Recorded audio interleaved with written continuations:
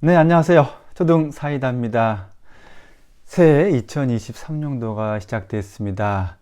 자녀의 학습 계획 아마 세우시는데 관심이 많을 것 같은데요. 새해 계획, 자녀 계획이 보통 공부 계획을 먼저 떠올리실 겁니다. 학습 면에서 보면 어떤 과목을 중점으로 할지, 부족한 과목을 어떻게 보충할지 고민이 되실 겁니다. 초등 시기 학습에 있어서 기초를 튼튼히 하는 게 중요하죠. 의외로 기초는요, 단순한 데서 시작됩니다. 바로 암기입니다. 네, 암기요. 네. 새로운 아이디어, 창의력을 중시하는 요즘 암기에 대해서는 뭐 옛날 방식이라고 또는 주입식이라는 생각 때문에 망설이기도 하는데요. 하지만 정작 창의력을 발휘하려면 기초 지식이 있어야 가능합니다. 예를 들어서 좋은 글을 자유롭게 구사하는 아이들을 보면 어휘량이 상당합니다. 본인이 지닌 어휘를 가지고 문장을 구성하고 스토리를 전개하죠.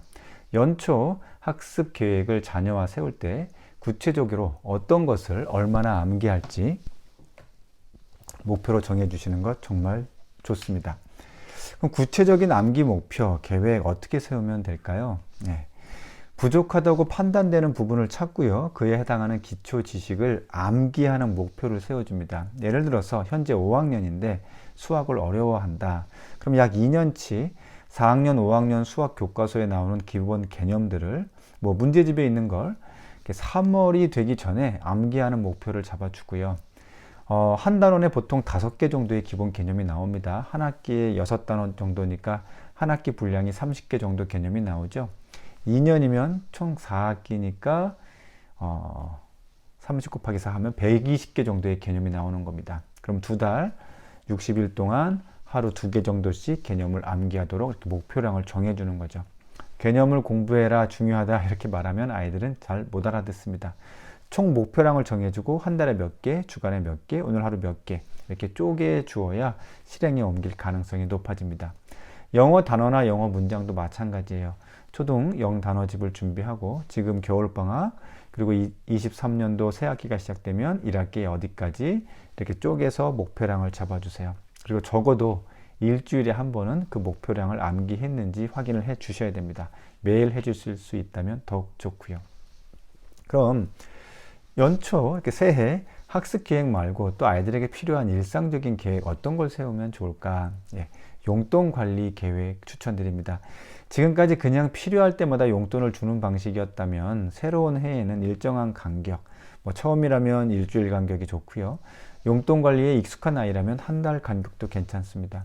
용돈은 우리 아이가 평소 써야 하는 금액보다 약 10%에서 15% 정도 더 책정해 주는 게 좋아요. 예를 들어 5학년 정도 되는데 편의점에서 군것질을 매일 3,000원 정도 한다. 꾸준하게 3,000원 정도씩 한다. 그럼 벌써 한 달에 9만 원 정도가 필요하죠. 그러면 거기 한 10% 정도 해가지고 10만 원 정도를 한 달 용돈으로 계획해 줍니다. 본인이 매일 갔던 편의점을 일주일에 한두 번 참고 거기에 10%더 책정해둔 용돈을 더하면 금방 제법 돈이 모이는 듯한 기분이 들게 되죠. 일단 돈을 조금이라도 모아본 그 기분과 그러한 경험을 해야 저축에 대한 흥미가 지속됩니다. 그리고 용돈을 아껴서 돈을 모으는 것도 목표를 정해주면 좋고요. 자, 용돈을 아껴서 모으는 목표. 아이들에게 쉽지 않죠. 돈을 모으고 싶다는 동기 유발을 좀 더 적극적으로 생기게 할 수 있는 방법이 없을까? 있습니다. 예를 들어서 순수하게 본인이 용돈을 4만 원 모으면 잘했다는 칭찬의 의미로 만 원을 더 주어서 5만 원을 채워주겠다고 약속하는 거예요.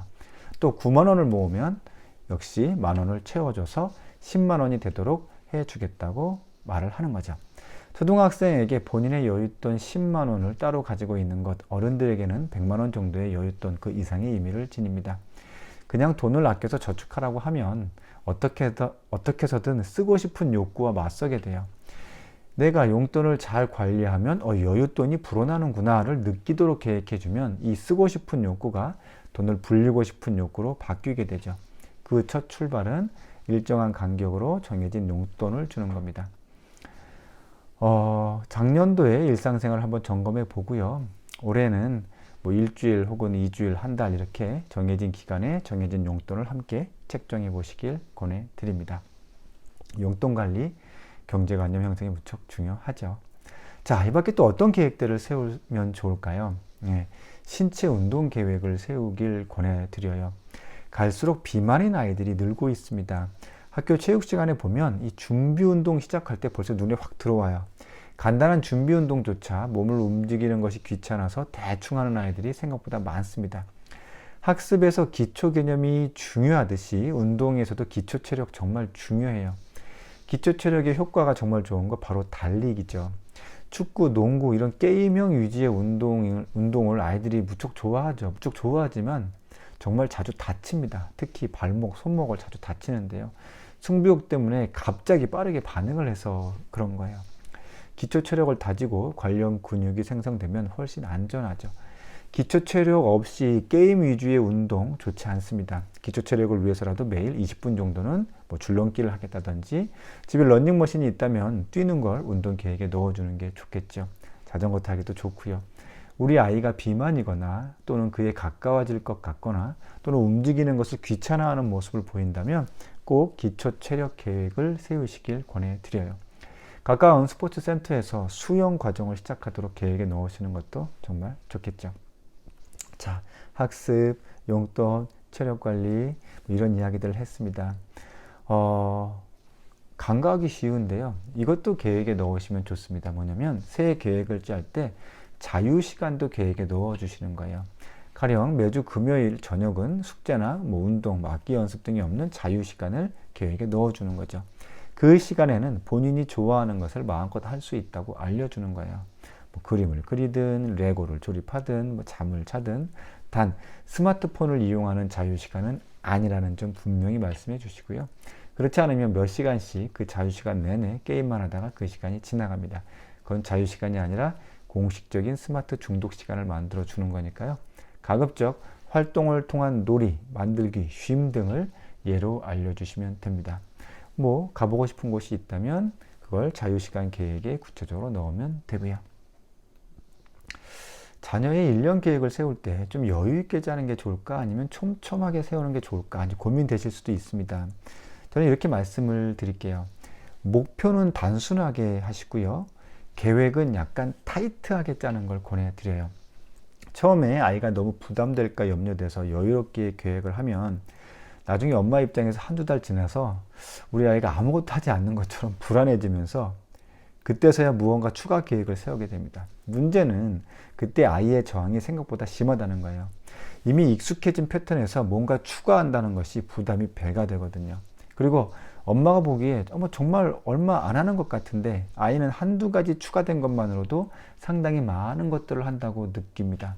그보다는 연초 계획에서 약간 타이트하게 일정을 잡고요. 방학 끝날 쯤 돼서 막상 이렇게 진행해 보니 좀 버겁다는 느낌이 드는 것들 한두 가지 수정해 주시는 게 좋아요. 그럼 아이 입장에서는 실제로 많은 걸 하고 있으면서도 여유 시간이 생긴 것처럼 느끼고요. 목표는 단순하게 잡되 일정이나 계획은 쪼개서 촘촘히 잡아보시는 게 지금 이 시점에서는 좋습니다. 자, 자녀의 1년 계획을 세울 때 유의하실 사항이 있어요. 제가 3가지 유의점 말씀드릴게요. 첫 번째로 학년 군별로 계획 주기를 다르게 하실 필요가 있어요. 뭐냐면 1, 2학년은 겨울방학 계획까지만 잡으시고요. 그 이후에는 또 3개월에 한 번씩 새롭게 계획을 잡고 수정 보완하시는 걸 권해드려요. 1, 2학년 아이들에게 1년 계획을 같이 세우는 건 5년 계획을 세우는 것과 같이 먼 시간으로 여겨집니다. 그래서 실효성이 적어져요. 3, 4학년은 한 6개월 정도 기간을 두고 계획을 잡으시고요. 5, 6학년은 1년을 목표로 길게 잡으셔도 괜찮습니다. 그런데 고학년이라고 해도 연중 계획을 함께 잘 세워본 경험이 없다면 6개월 단위, 3개월 단위 이렇게 쪼개서 시작하는 것도 괜찮습니다. 두 번째 유의사항, 제가 목표를 단순하게 잡으라고 말씀드렸죠. 학습적인 면 한 가지, 생활습관적인 면 한 가지 이렇게 2가지 측면에서 단순하게 목표를 잡아 주시고요. 뭐 공부 계획만 세우거나 그렇게 되면 일상에서의 좋은 생활습관 형성이 어렵게 돼요. 뭐 예를 들어 이렇게 하는 거죠. 공부는 영어에 집중한다 이렇게 목표를 정하고 관련된 계획을 세우고요. 좋은 생활 습관으로는 매일 일정한 시간 달리기를 한다 이렇게 목표를 잡으시는 거죠. 자, 그럼 3번째 유의사항, 앞에서 설정한 이 2가지 목표를 이제 쪼개서 구체적으로 정해 주셔야 돼요. 가령 언제 어디서 무엇을 한다는 걸 직접 일정표에 적도록 하는 게 좋습니다. 목표를 쪼개서 구체적으로 적어 주어야 실행할 확률이 높아지고 매 순간 성취감도 높아지게 되고요. 아, 우리가 이제 한 해가 지나고 새로운 한 해가 되면 또 이렇게 아쉬움이 있죠. 아, 지난해 뭘 좀 더 할 걸 하는. 그런데요, 그 아쉬움이 새해의 새로운 성장 원동력이 됩니다. 자녀와 함께한 지난해 아쉬운 점이 무엇인지 먼저 대화해 보시고요. 그걸 토대로 새로운 시작 계획을 세우는 원동력으로 삼으시길 바라요.